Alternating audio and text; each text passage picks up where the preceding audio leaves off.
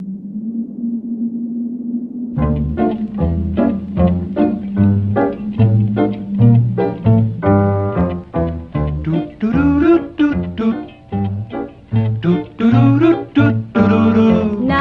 gather round while I elucidate on what goes on when it gets late.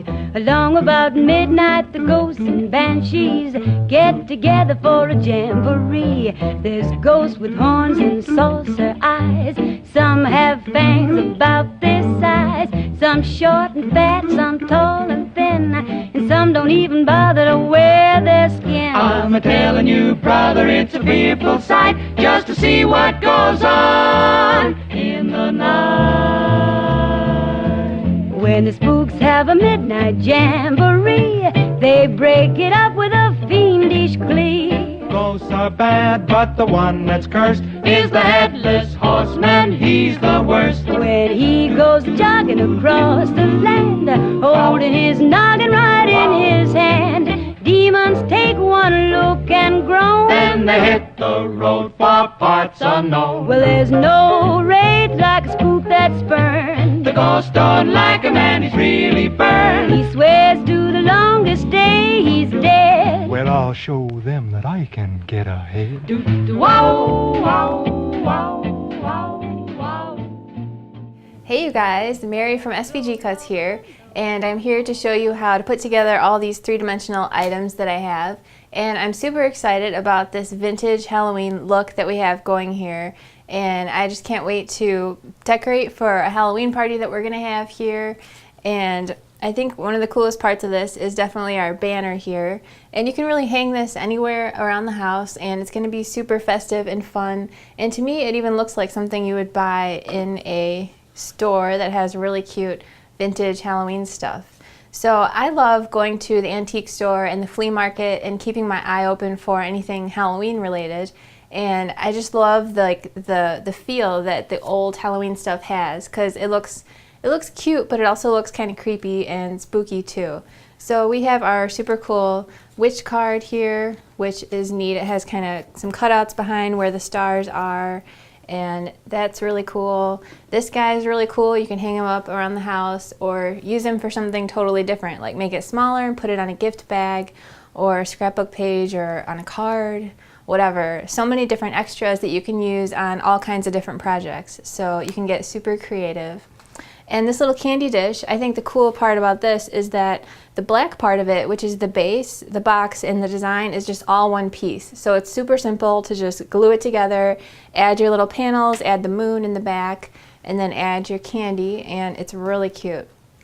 And then we also have a really cute little black cat bucket here, and you can fill it up with some candy. In the bottom I put some shredded paper to kind of bulk it up a little bit, then a handful of candy on the top and some Tootsie Pops, and then this guy I thought would just be a really cute little decoration to stick in there. So all I did was I painted a wooden dowel black, and I just used some craft tape to just tape it right on there, and then I added the bow, and it's adorable. So then finally we have our cool lantern, which is totally vintage inspired. And we were just at the antique store the other day and we saw one almost exactly like this, but the one that they had was a lot simpler. So I had fun making it a little more exciting and complex. And the bats, I didn't glue them down because I thought it looked cool how they're open like that. So you just stick an electronic LED tea light candle in there. I have a big one that I found at a store nearby, but they also have the little small ones at Michael's that they're pretty cheap. So it looks really cute with the candle in there. So this paper that I used obviously is perfect for this because it's totally vintage and awesome. It's by Graphic 45 and it's called Happy Haunting, and it comes with these little tags that are like chipboard, which would be really fun to you can make the simplest box and put one of those tags on there and it'd be so cute.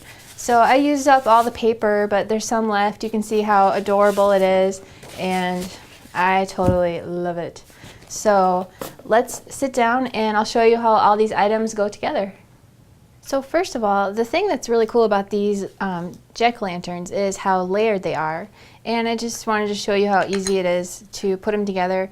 One thing that makes it really cool is if you take a little brown or black ink pad and you just rub it on the edges, and it just kind of adds a nice touch and it adds some dimension.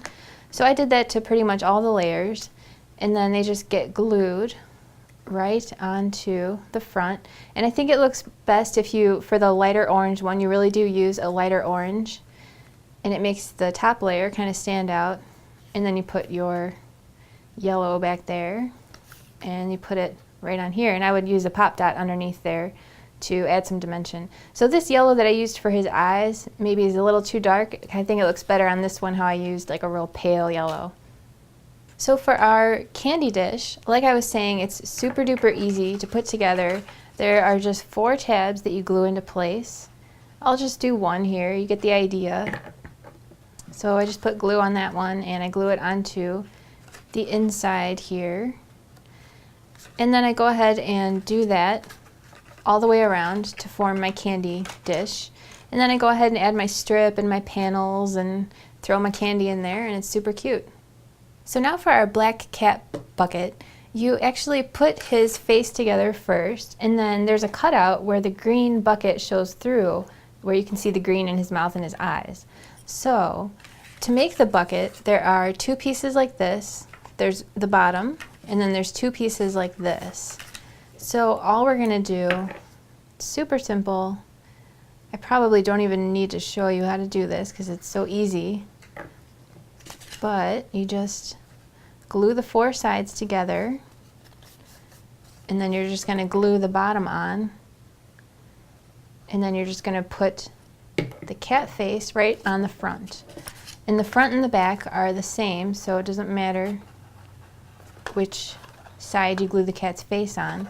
The only thing you want to make sure is that you cut your bucket here out of whatever color you want his eyes and his mouth to be, which I think green looks cool. You could probably do like a pale yellow or something, maybe like purple, but I don't know how well a pattern would work because it might look kind of funny showing through, unless it was like a really tiny pattern that was like mostly one color.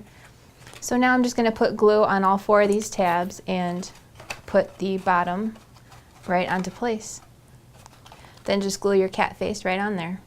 So next we have our lantern, and this is also real easy to do. There's just 2 pieces like this.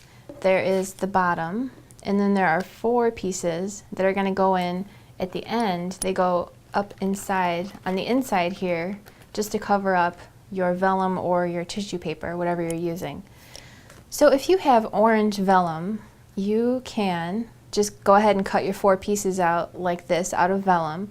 But when I went to Michael's and Joann, they did not have any orange vellum, and I think you can find it online. But if you just want to make a run to the craft store and not have to wait for the mail or whatever, you can do what I did, which is I only cut 1 of these out. This is the tissue template. It's in the extras folder, and it tells you what size to make it in your PDF and everything. So all I did was I just laid my template down on top of my tissue paper, and this is just regular like gift wrap tissue paper that you would put in a gift bag, and I traced around it with a pencil, and then I just got my scissors out and I just carefully cut right on the line that I drew with my pencil. So once you have that cut out, all you're going to do is just glue it onto the inside of each of the 4 panels. And if you want to not glue down your bats and not glue down your fence, I think it's kind of cute, or you can totally glue it down. Then all you're going to do is just put glue on this whole tab here, and then take your other half of the lantern and just glue that right onto there. Then when you're all done, you'll have 4 sides that this thing is, it doesn't matter which way you put it, it's totally fine. Just glue that onto these 4 tabs here. Then, like I said at the end, just take your piece like this. 2 of them have holes on the top and 2 of them don't, so make sure you're lining it up the right way, and then just glue it on the inside and put your little wire on, and you're all done. So there you have it, super fun Halloween projects, and I hope you love them as much as I do. So if you make any of these, you'll have to share a picture of your project on our Facebook wall or in our forum. So thanks for watching. I'll catch you next time, and happy crafting. Learn more by visiting www.svgcuts.com. Don't forget to like us on Facebook